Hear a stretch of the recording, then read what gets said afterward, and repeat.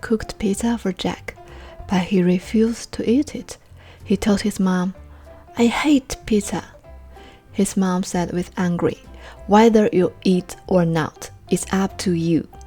How does his mom say this in Mandarin? Now here's the pattern.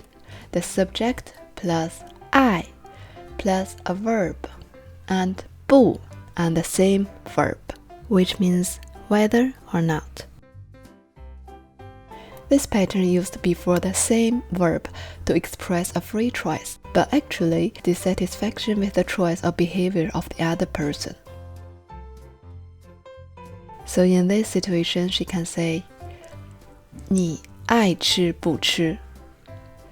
你爱吃不吃? Now let's see some more examples. 我已经告诉你了，你爱信不信？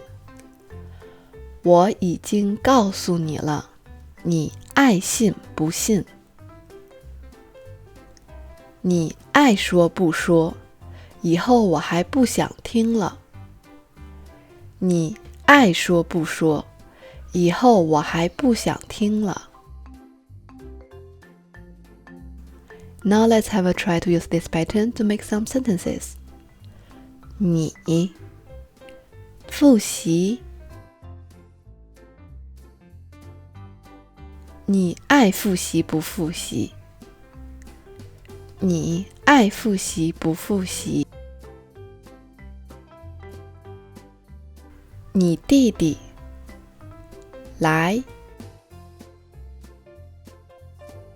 你弟弟爱来不来？你弟弟爱来不来？ Okay, this is today's lesson. Now it's your turn to make sentences with this pattern. Thank you for watching. See you next time. Bye.